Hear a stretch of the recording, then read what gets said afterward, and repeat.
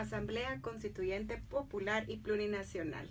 Estamos aquí, buenos días a todas y todos nuestros radioescuchas. Estamos el día de hoy, sábado 3 de noviembre, aquí en De Zurda Revolución en Radio.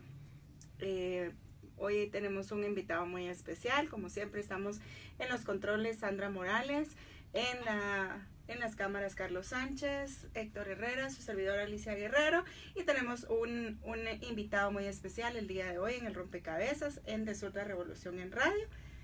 Y Héctor. Bueno, buenos días a todos y todas, un verdadero gusto estar con ustedes.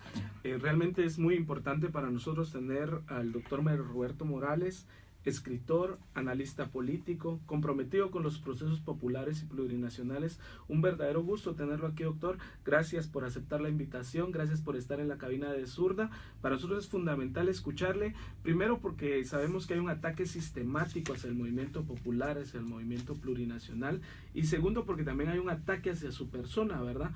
Primero por ser un intelectual orgánico, y segundo por estar comprometido con las causas populares. Entonces, gracias por estar acá con nosotros. Gracias a ustedes. Bueno, y para empezar, queremos empezar con un tema que se escucha en las redes sociales, que se escucha a veces en los periódicos, pero que mucha gente no sabe qué es, ¿verdad? Y que es un tema importante que debemos de empezar a analizar, de empezar a tomar en cuenta para nuestros análisis. Entonces, quisiera yo a usted preguntarle, de Mario Roberto, ¿qué es el Plan Alianza para la Prosperidad? ¿Y qué interés existe alrededor de este plan? ¿Qué hay detrás de este Plan Alianza para la Prosperidad?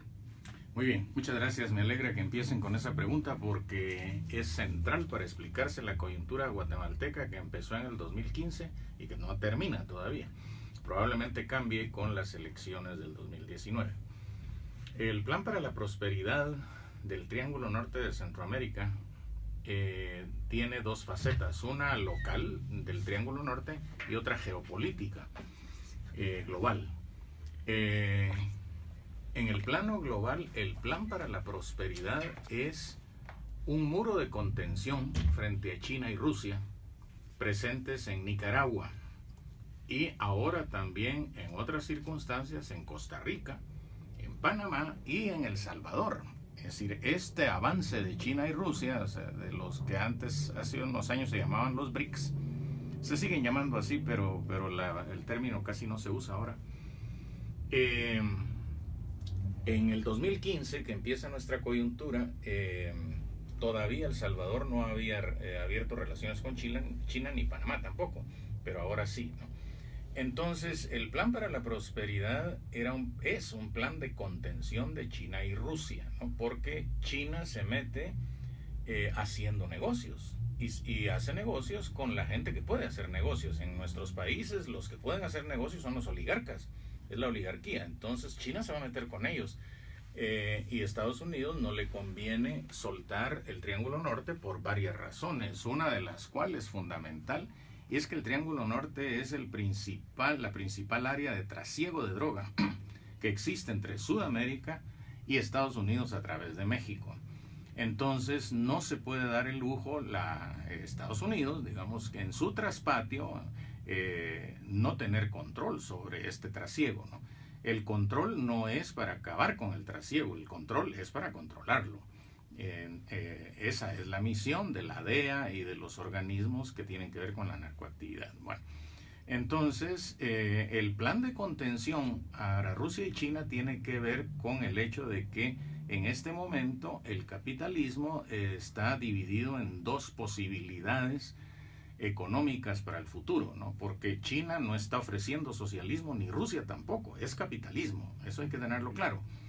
Ahora, la forma de acumulación capitalista en el mundo actualmente es la forma neoliberal, es decir, se relaciona con los países del tercer mundo mediante el saqueo de recursos. Y este modelo que hace girar la acumulación en torno a la industria armamentista, que necesita de guerras para poder vender su mercancía, a la industria energética, que necesita de contaminar el ambiente para vender su mercancía, y el capital financiero especulativo. Esos son los tres ejes de acumulación del capitalismo en clave neoliberal. Han entrado en crisis por varias razones. El planeta ya no aguanta, la gente ya no aguanta, el empobrecimiento que causa el neoliberalismo es muy grande. Ahí están las migraciones, ¿no? Entonces, China y Rusia, sobre todo China con la nueva ruta de la seda, está planteando una alternativa capitalista al neoliberalismo que tiene que ver con el regreso a la productividad física de mercancías, no al capital especulativo, porque el capital especulativo, como su nombre lo indica, especula con cifras, sin ningún respaldo material, ni en mercancía, ni en oro, ni en ningún metal.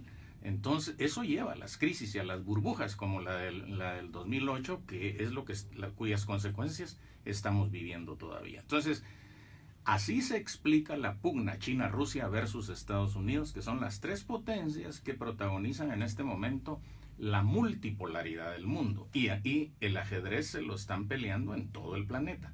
Entonces, el plan para la prosperidad sirve para contener este avance. ¿Cómo lo hace en lo local?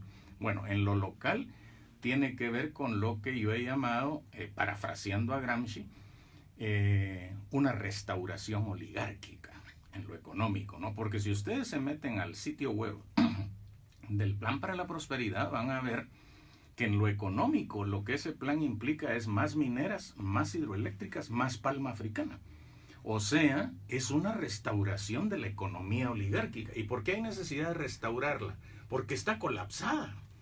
Es decir, la gente huye de sus países, ya no los dejan ni sembrar maíz, ni frijol, ni hortalizas por la siembra de la palma. Entonces es un sistema absolutamente fallido, suicida, estúpido. Entonces, pero se necesita restaurarlo, ¿no? ¿Y cómo se restaura un régimen ya colapsado? Cambiándole el rostro, maquillándolo, ¿verdad? ¿De qué lo quieren maquillar? De una revolución izquierdo-derechista.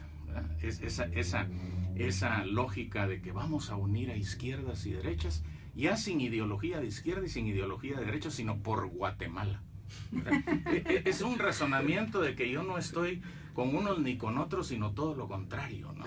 Es absolutamente ilógico, absurdo. Bueno, pero esta es la ideología de la restauración oligárquica. Entonces el plan para la prosperidad en lo local es una restauración oligárquica y en lo global es un plan geopolítico de contención de Rusia y China. Qué interesante, realmente tomó así todo lo que nos está pasando en este momento y lo redujo así muy rápidamente. Queremos saludar a quienes ya nos siguen, como Rodrigo Maya Lacroix, Chitumul Gerson, Juana Velázquez, Silvia González, también nos está viendo Gerardo Balizán, Lorena Pineda, Edgar Rubio, Werner Delgado, Gladys Balá, Gerardo Balizán, Tohun Cajín Matzat, también nos están observando, y así todos quienes nos están siguiendo. Doctor, y en seguimiento a este mismo planteamiento del Plan Alianza para la Prosperidad, ¿qué intereses existen alrededor de este plan? Muchísimos. En primer lugar, el interés fundamental es oligárquico.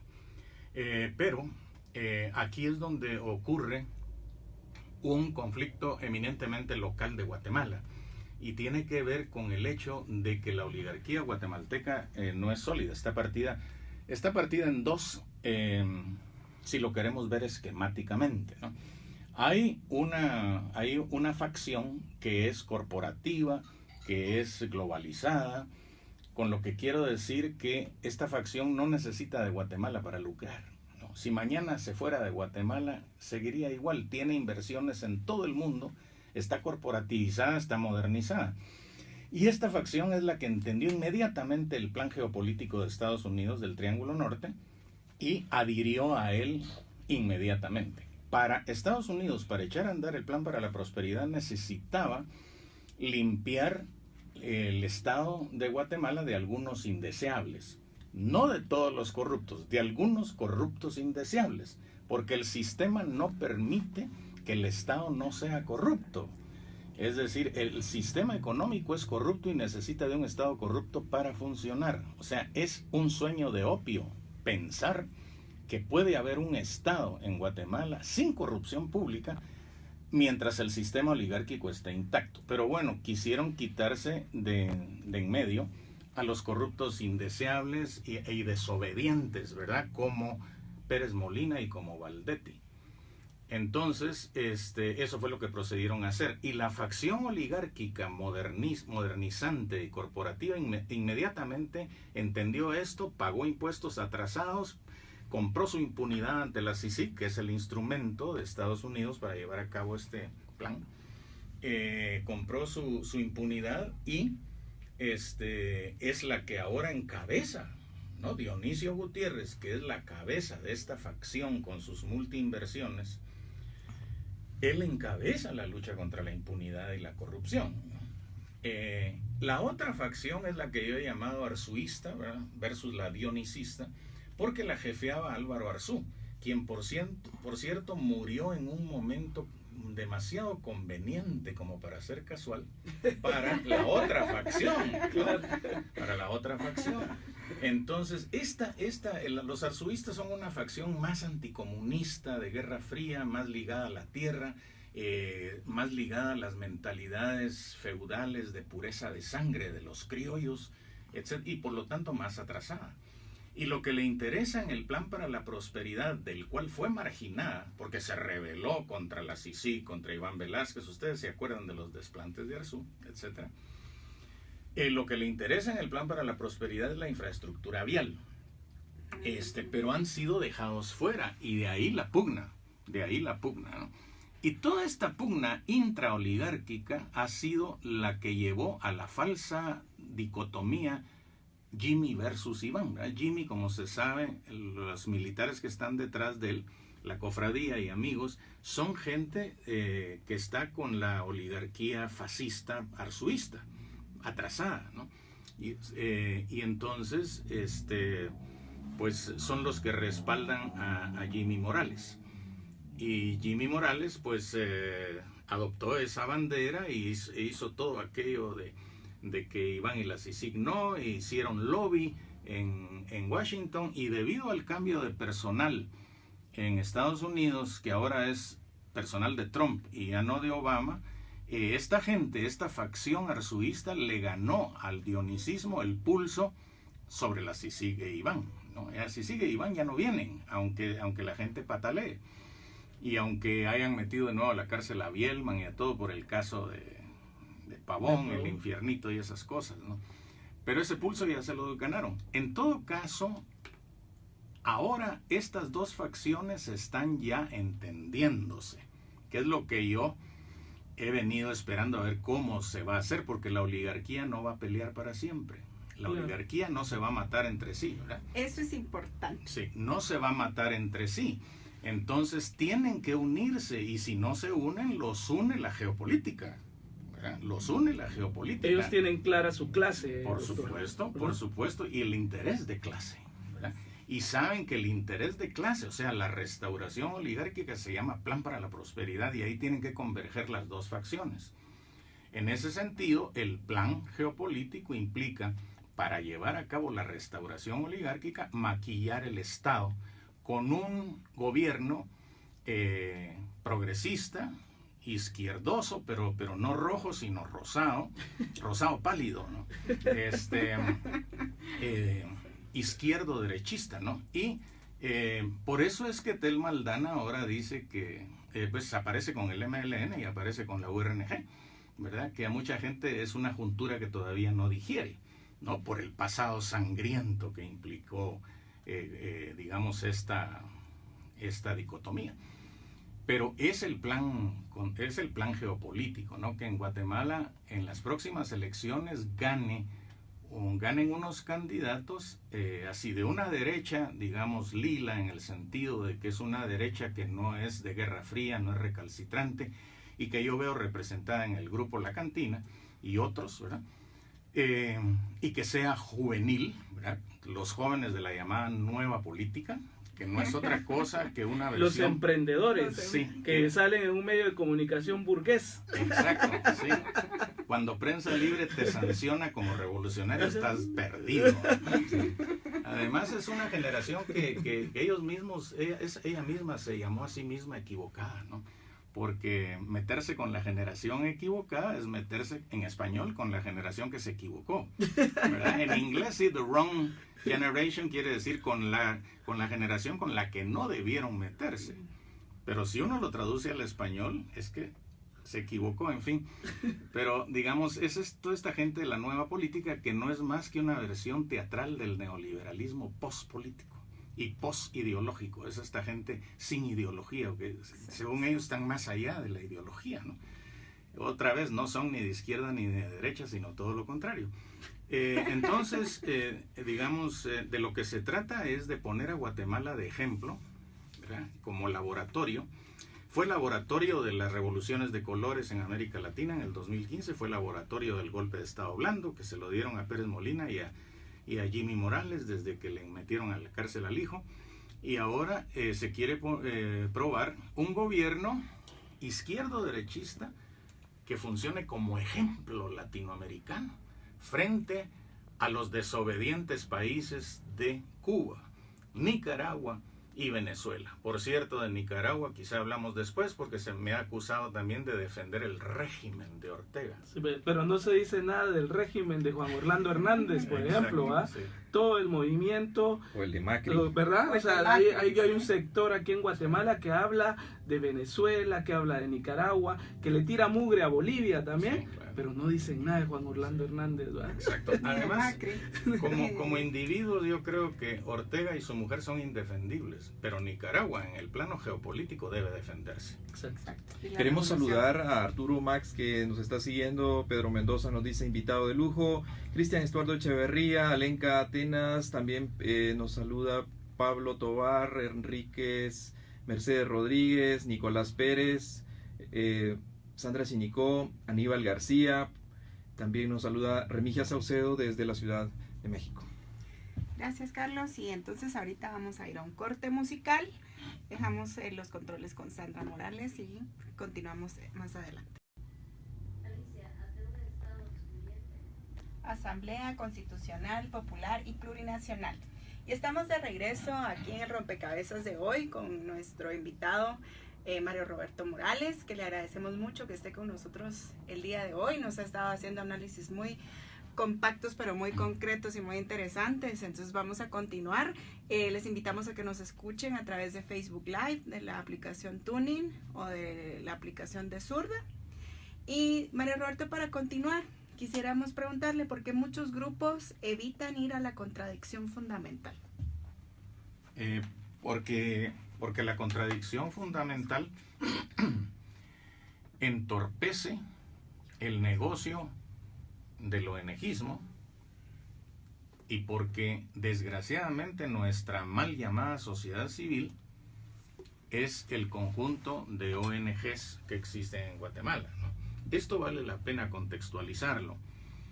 En ningún país de América Latina la cooperación internacional tiene tanto poder como aquí.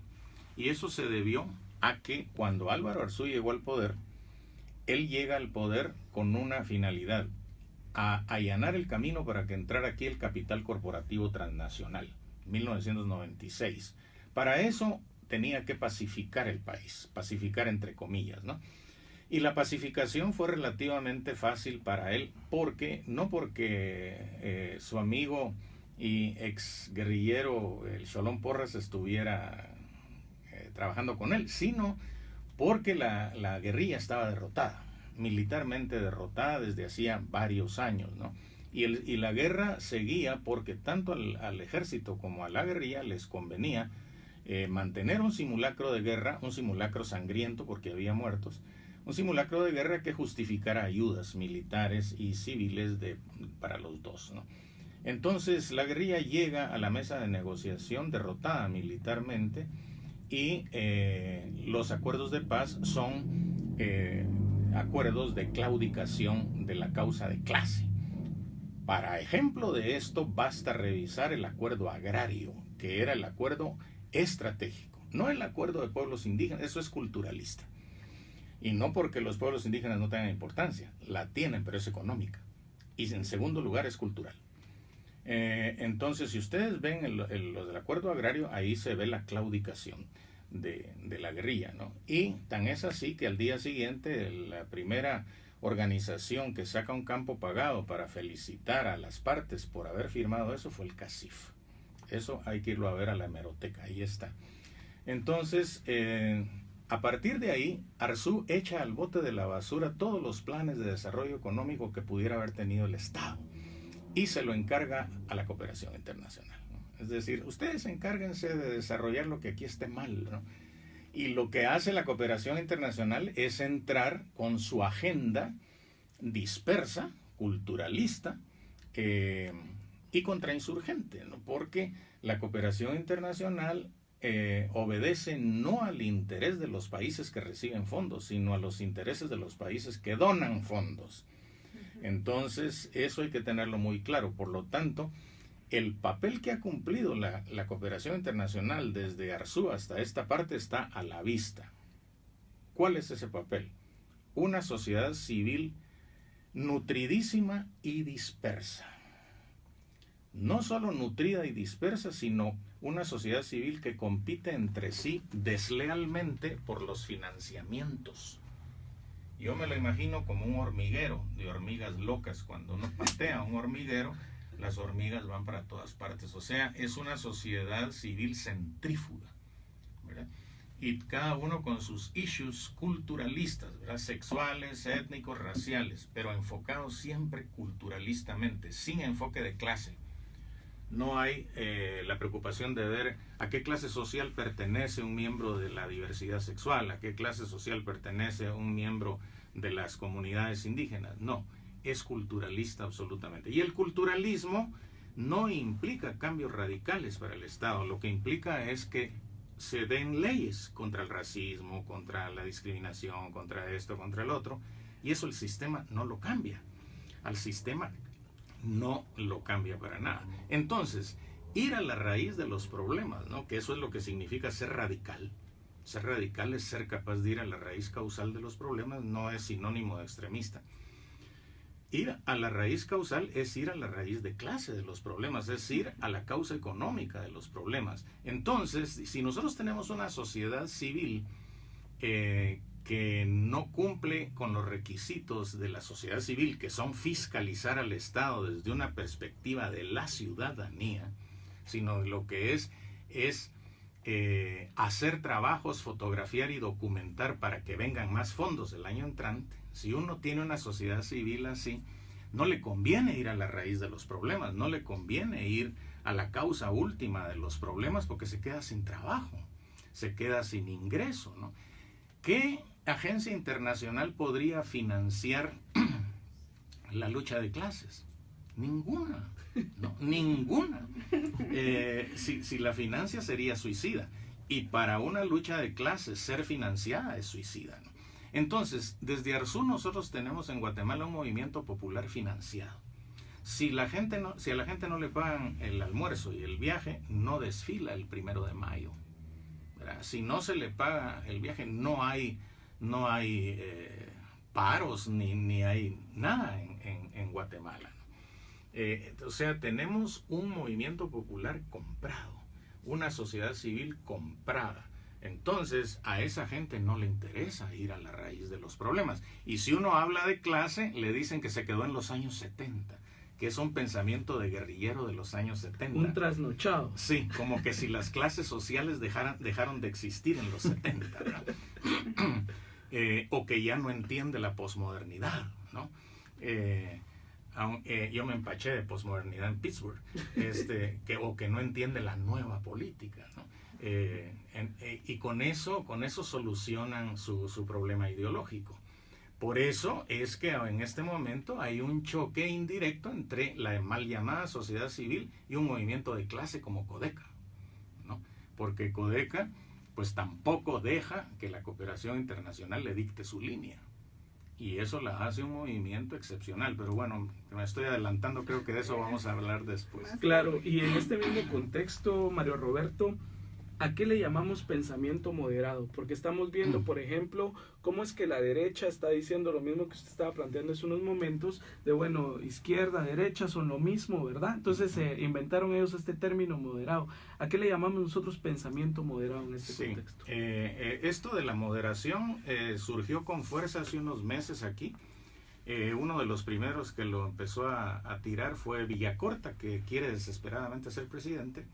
Y empezó a hablar a Codeca diciéndole que que no se relacionara conmigo porque yo era extremista, versus ser moderado, que es lo correcto, ¿no? Ser moderado es ser izquierdista rosado, ¿verdad? Y no me refiero a la socialdemocracia, a semilla, porque la socialdemocracia nació rosada. Si ustedes ven la historia de la socialdemocracia, fue rosada siempre. Cuando yo hablo de izquierda rosada, me pienso en la izquierda roja que palideció, ¿verdad? En los exguerrilleros que fueron adquiridos por Soros y por otros, agentes del capitalismo especulativo global, y que fueron domesticados en la posmodernidad de la sociedad civil financiada, la sociedad civil comprada. A ellos me refiero. Entonces, tenemos nosotros ahora una juntura, digamos, de izquierdistas rosados y de derechistas lilas. Por los colores me refiero irónicamente a las posiciones, a las posiciones conciliatorias que obedecen a la directriz del plan geopolítico del Triángulo Norte. Entonces, a los derechistas les dijeron suavicen su posición respecto de la izquierda, y a la izquierda suavicen su posición respecto de la derecha. Entonces, eso es lo moderado. Lo moderado es estar con el plan geopolítico, ¿verdad? Lo extremista en la derecha es la Fundación contra el Terrorismo, Guatemala Inmortal, la Liga Pro Patria, o sea, el fascismo de derecha. Y en izquierda serían las posiciones de clase, ¿verdad? Porque ya no hay guerrilla, ya no hay exguerrilla, es decir, exguerrilla hay, pero está absolutamente domesticada, ¿no? Es una ONG más.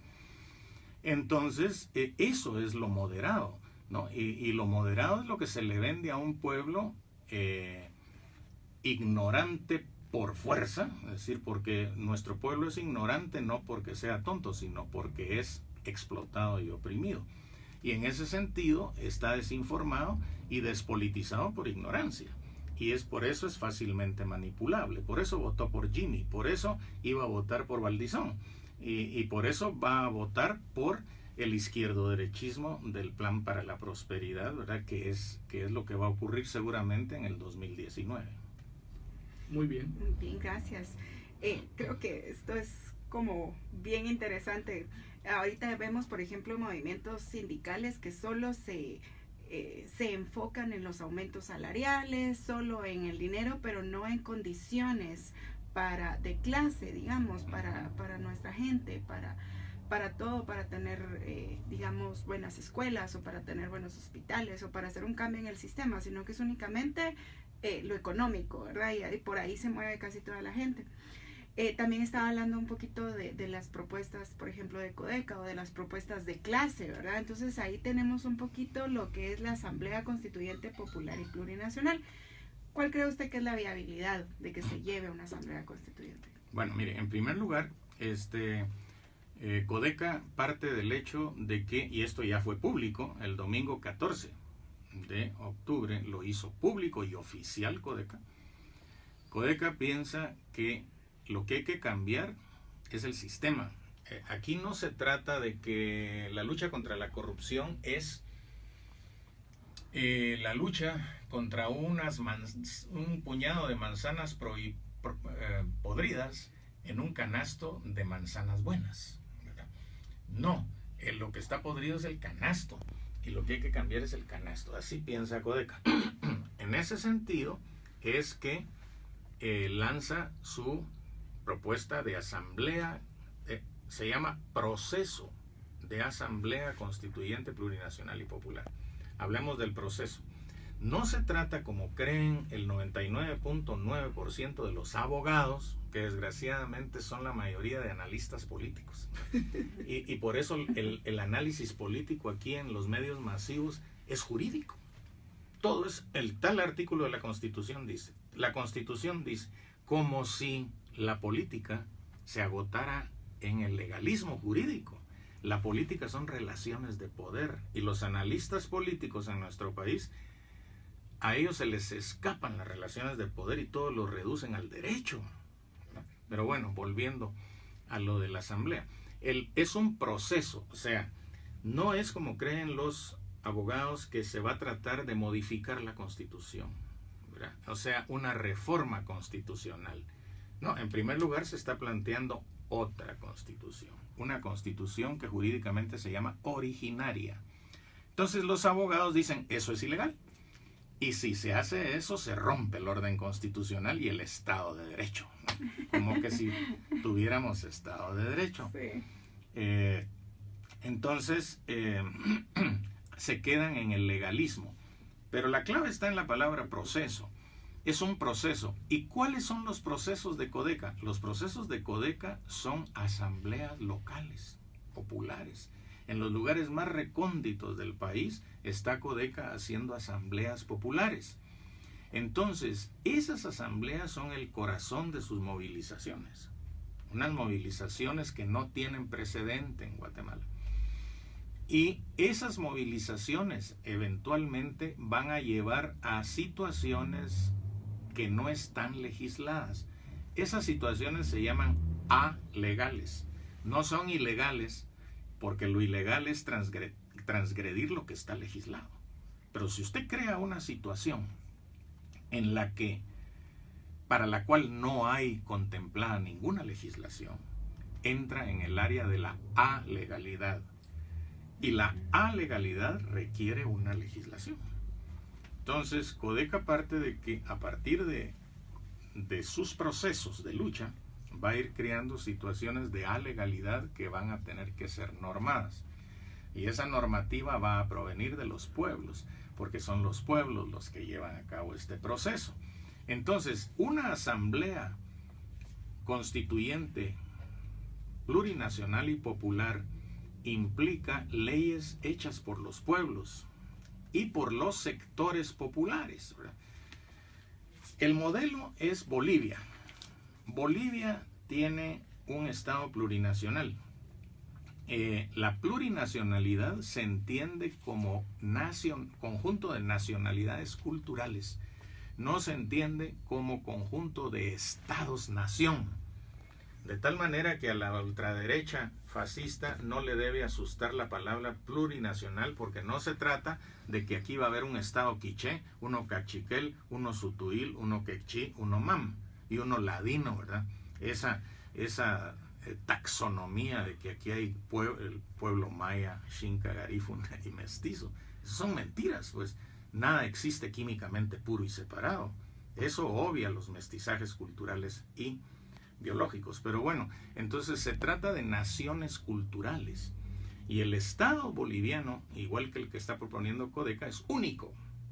Es un Estado plurinacional que incluye a las nacionalidades culturales en igualdad de condiciones. ¿Y cómo las incluye? Por medio de autonomías etnoterritoriales.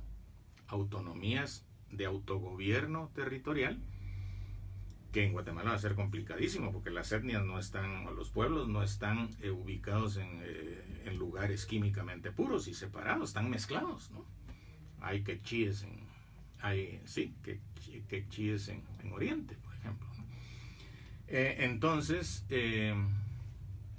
estas autonomías van a estar unidas en la legislación de un solo Estado plurinacional descentralizado.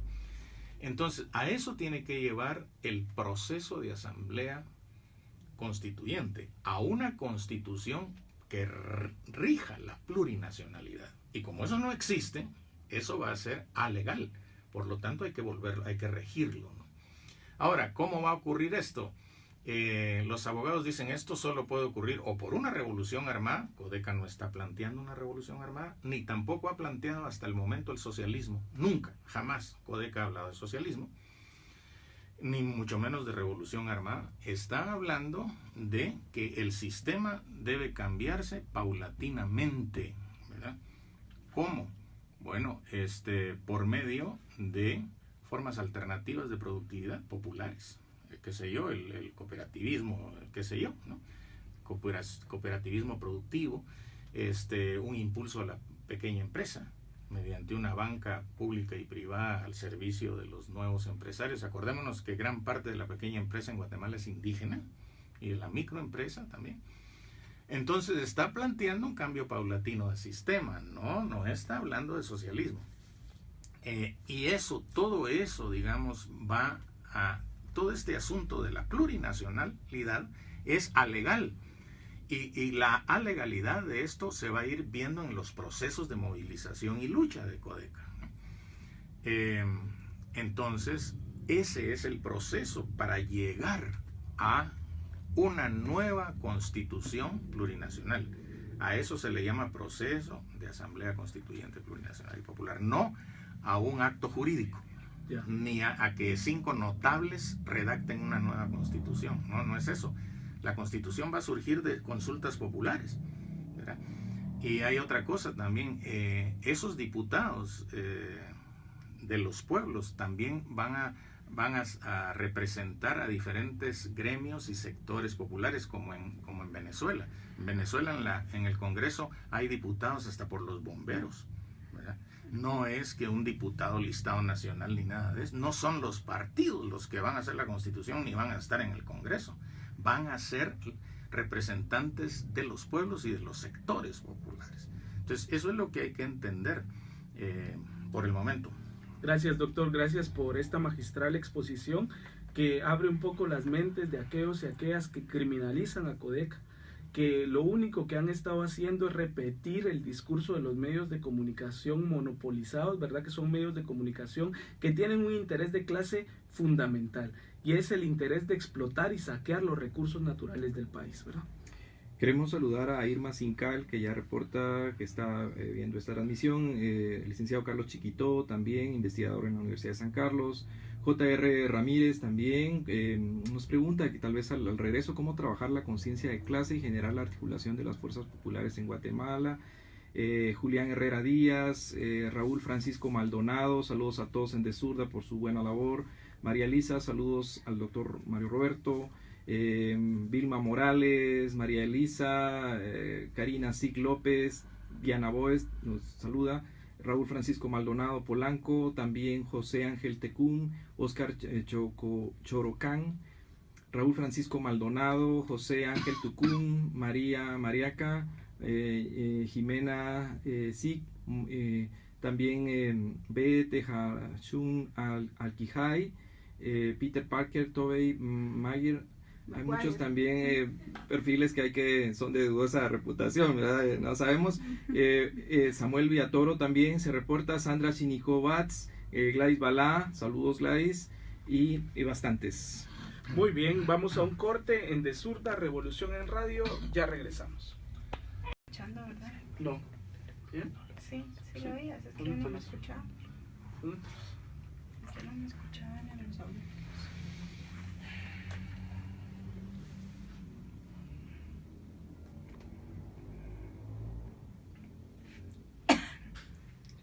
Bueno, buenos días a todos y todas, un gusto estar aquí con ustedes.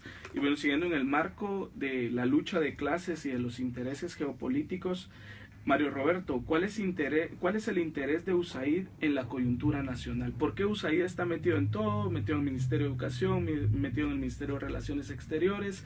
Vemos cómo se posiciona también ante, digamos, esa facción arzuísta, esa facción dionisista, ¿verdad? ¿Cuál es el interés que persigue esta cooperación? Bueno, acordémonos de que la cooperación internacional rige no solo a la sociedad civil, sino en buena parte también a la sociedad política. Uno va a cualquier ministerio y en todos los ministerios de Estado dice proyecto tal y tal financiado por agencia tal y tal, ¿no? Están metidos en todos lados. Ahora, a mí me parece que en este momento todo este grupo juvenil, etario, ¿verdad? Millennial, que fue manipulado para el 2015, fue después cooptado, como se dice erróneamente, por la cooperación internacional, y ahora las dirigencias están debidamente financiadas, digamos, tanto por USAID como por AID. Algunos hasta trabajan ahí después de haber brincado en la plaza, ahora trabajan en la AID. El Instituto Holandés, en fin, una serie de agencias de financiamiento tienen en sus manos a estos muchachos, ¿verdad?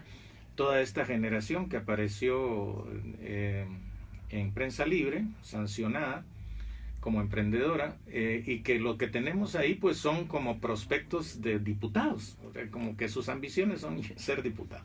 Y entonces es a ellos en los que se está centrando la cooperación internacional en este momento, aunque no solo en ellos, ¿no? Ellos son los que representarían, entre comillas, a la izquierda. Pero también están los de la derecha suave, los de la derecha moderada, ¿verdad? También, que la cooperación internacional también financia, ¿no? Entonces, la AID y el USAID, pues tienen que velar por los intereses, en este caso, del Plan para la Prosperidad. O sea, de la contención de China y Rusia y de la restauración oligárquica interna, ¿no? El Plan para la Prosperidad funciona ya desde hace rato, ya la militarización de fronteras, porque esto es parte también del Plan para la Prosperidad. Y digamos, a pesar de eso, de la militarización de fronteras, dicho esto sea de paso, a los migrantes no los detuvieron.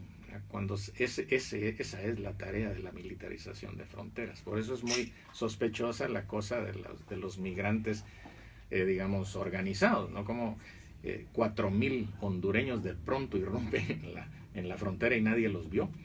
En fin, pero este es otro problema. Entonces, a mí me parece que el interés es ese, digamos, es mantener caminando el proyecto izquierdo-derechista de un movimiento que la genealogía que hacen es que empezó en el 2015, que fue un gran despertar del pueblo y que eso implicó una nueva generación de políticos que no son corruptos y que ya no tienen ideologías del pasado como la izquierda y la derecha, sino que todos trabajan por el futuro de Guatemala, ¿no? Pues aleluya, ahí vamos todos hacia un futuro luminoso. Y lo que es una vulgar restauración oligárquica. Eso creo yo que es el objetivo de todas las agencias de financiamiento, y es al objetivo al que se pliega todo el ONGismo, al que alucinadamente la extrema derecha llama extrema izquierda, ¿verdad? Porque, digamos, al montón de ONGs, la Fundación contra el Terrorismo le llama extrema izquierda, ¿no? Entonces todo es muy sospechoso, es una gran puesta en escena. La psicopolítica y las guerras de quinta generación se libran en la mente de la gente, ¿no? La manipulación de la voluntad y el albedrío de la gente. De modo que cuando la gente cree que está actuando por voluntad, está actuando adocenadamente, masificadamente. Y por eso ya casi no hay lugar para la espontaneidad ni para la libertad. Todo hay que explicárselo. ¿Quién está detrás de esto? ¿Quién está financiando esto? ¿No? Y esto es a lo que escapa Codeca. Por eso he repetido muchas veces que Codeca es un movimiento inédito en Guatemala. No solo por sus movilizaciones, ¿verdad?, sino por su carácter ético y moral. En ese sentido quisiéramos saber por qué cree usted que mucha gente, sobre todo en las zonas urbanas y en la ciudad capital, no entiende la propuesta de Codeca. Precisamente porque es una propuesta de clase. Codeca es una organización campesina, ¿verdad? Es una organización campesina que hasta ahora ha tenido una dinámica activista, pero que está mutando hacia la política partidaria. Ustedes saben que tiene un partido que se llama Movimiento por la Liberación de los Pueblos, MLP, y que está a punto de ser oficializado para contender en las próximas elecciones, ¿no? En ese sentido, Codeca está mutando. Ahora, cuando digo mutar, no quiero decir que Codeca va a dejar de existir para que exista el MLP. No, al contrario, Codeca sigue existiendo como el movimiento popular que es, y va a actuar ahora sí como sociedad civil fiscalizando al MLP. Es decir, Codeca fiscaliza a su partido desde la sociedad civil. Entonces, esto cuesta entenderlo, ¿no?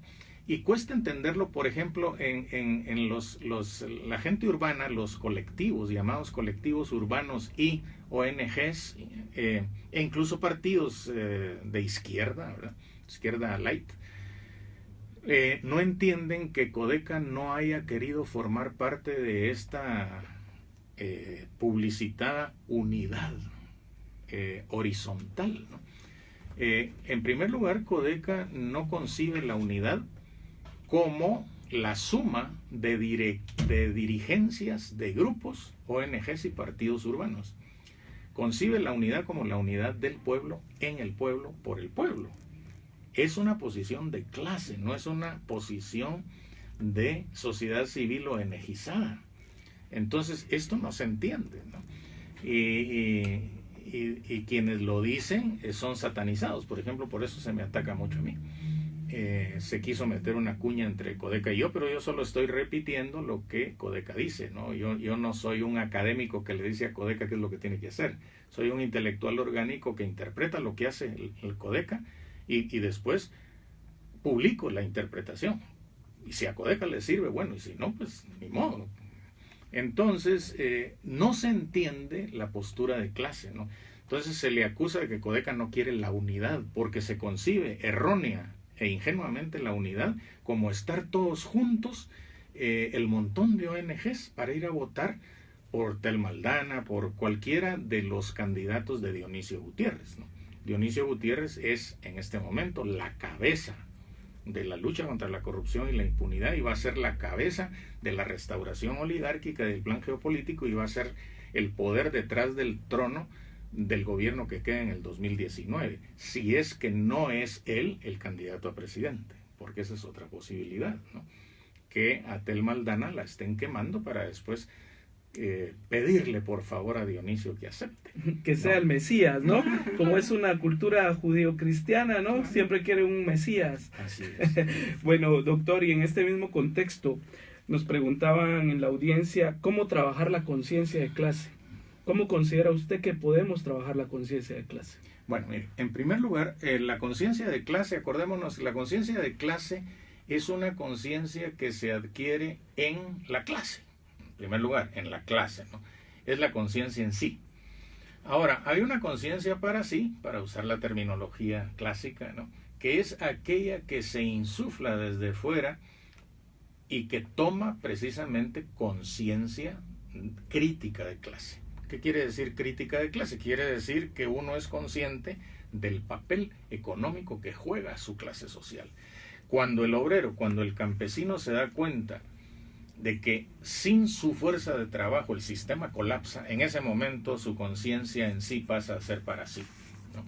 Y entonces esa conciencia para sí lo lleva automáticamente a la organización de clase, y a pelear por reivindicaciones de clase, primero económicas y después culturales. Ahora, ¿qué pasa con nosotros, las capas medias, ¿no? Las capas medias tienen la gran ventaja de que están en medio y que pueden ver para arriba y para abajo, ¿verdad? Y por eso los grandes líderes revolucionarios han sido de clase media, o de clase media acomodada.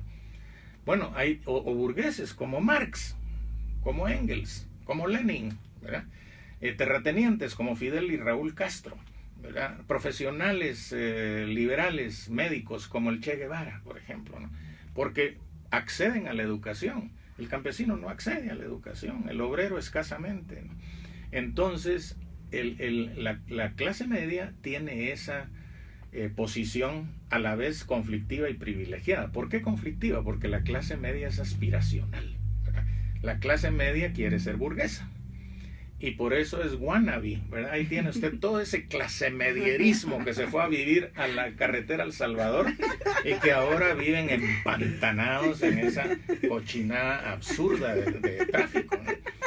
Y se fueron todos haciendo grandes sacrificios a vivir cerca de los ricos. Y los ricos ya se movieron para otro lado, se están moviendo, o llegan a su casa en helicóptero, ¿verdad? Y en fin. Pero esa es la tragedia de la clase media, pero también la ventaja es que pueden ver para arriba y para abajo y acceden a la educación. Entonces, en el caso nuestro, la conciencia de clase nuestra es de ese tipo, digamos, es una conciencia de clase que adhiere a la clase popular, ¿no? Y para adherir a la clase popular hay que, en cierta medida, abjurar a la propia clase. Y eso implica cierto desclasamiento, sobre todo si la lucha llega a extremos de revolución armada. Ahí el desclasamiento es obligado, pues. porque uno no puede mantener su posición de clase media, ir a la universidad, ir a la fiesta de fulano, no se puede en una situación de esas. Pero en una situación de lucha política, sí se pueden combinar estas cosas. Ahora, el desclasamiento en el caso de la clase media es ideológico. Es decir, el individuo de clase media tiene que estar consciente de que pelear solo por la clase media no lleva al cambio revolucionario, que el cambio revolucionario está en el pueblo y que es ahí a donde él tiene que adherir, ¿no?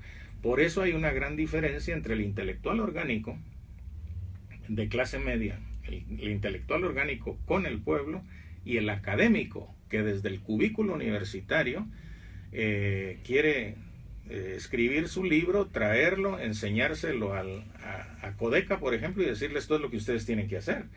Y cuando Codeca es producto de una experiencia popular de clase larguísima, el intelectual orgánico es distinto, ve lo que hace el pueblo, interpreta y contribuye, ¿no? Y no solo intelectualmente, sino que también físicamente, ¿no? Por eso cuando yo hablo de intelectuales latinoamericanos hablo del Che. El Che era un guerrillero, pero era un intelectual. Fidel era un intelectual, era un intelectual, ¿no?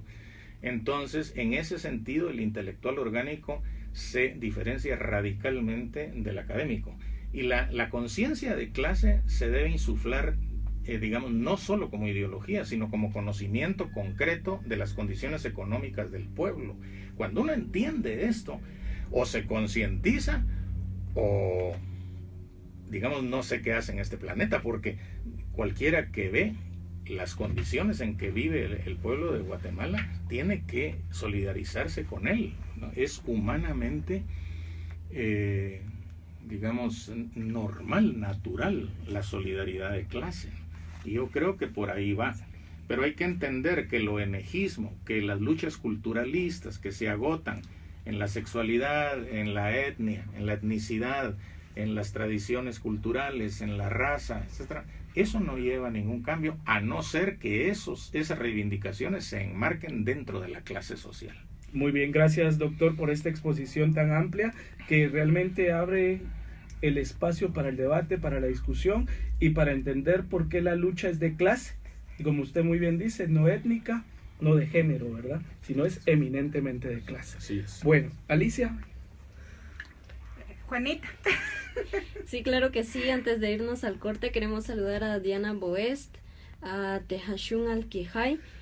También queremos saludar a Leo de Soulas, Edgar Batres, Dori López, Marlene Elisa, Aida González.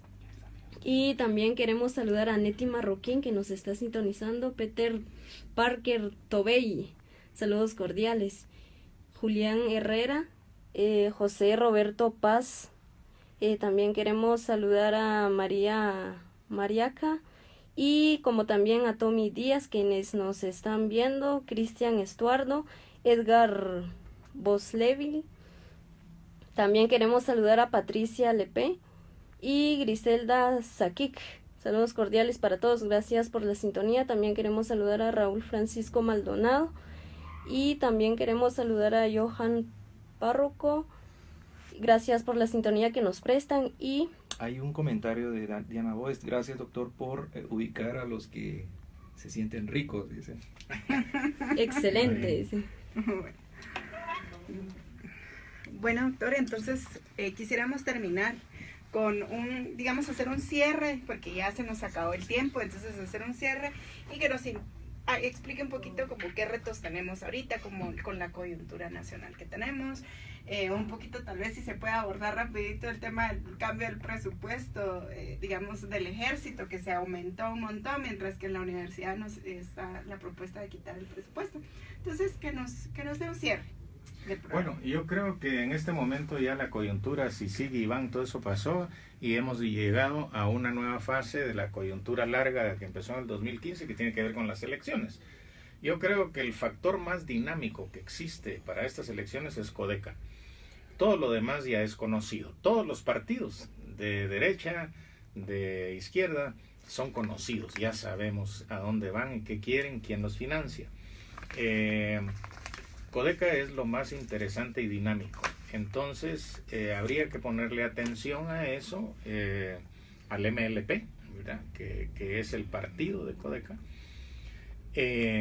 Y yo creo que inclinarse por ahí, aunque esto pueda sonar a campaña anticipada, ¿no? Pero no es eso. Yo creo que lo digo porque es el elemento más dinámico e interesante en esta coyuntura electoral. Por otro lado, a mí me parece que esto de la agresión financiera contra la Universidad de San Carlos, pues hay muchas especulaciones, ¿verdad? Desde gente que dice que es porque a Jafet lo quitaron de la galería de retratos del Consejo Superior Universitario, hasta que es un pretexto para la privatización, ¿verdad? Obligarla o digamos tener el pretexto perfecto para hacer un préstamo al Banco Mundial o al Fondo Monetario Internacional y empezar la privatización en serio de la universidad. En todo caso, yo creo que lo que hay que hacer es organizarse, salir a la calle y exigir para la universidad lo que legalmente le corresponde, que es el 5% del presupuesto de ingresos ordinarios de la nación. No es del presupuesto nacional, mucho menos del PIB, como dice alguna gente, ¿no? Que es el 5% del PIB. Es ingresos ordinarios, así se llama el rubro. Y esto es constitucional, entonces no tiene por qué haber recortes, ¿verdad? Esto, digamos, contrastado con el aumento de la millonada, que es mucho más de lo que se le quitó a la USAC del ejército, pues no tiene justificación, no tiene ninguna lógica, ¿no?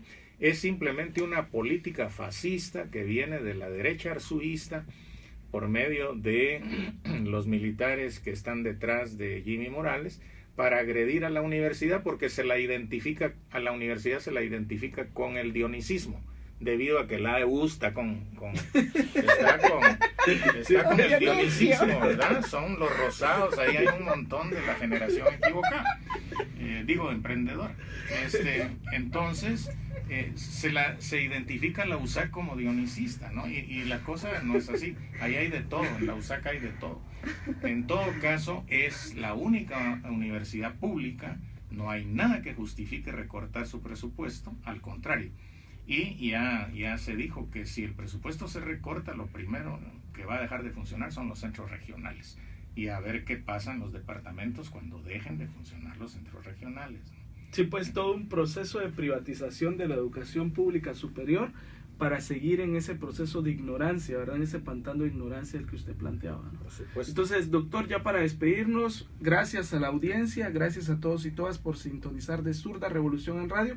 Un mensaje a toda la audiencia, doctor, para cerrar. Pues yo creo que tenemos que volver a las raíces, volver al pueblo, volver a la lucha de clases.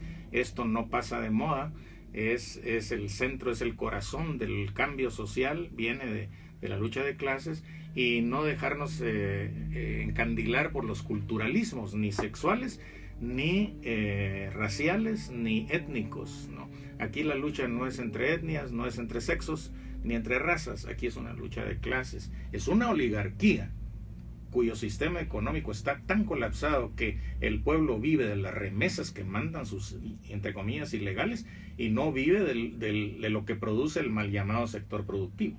Así de colapsado está el sistema oligárquico. Entonces, ¿en qué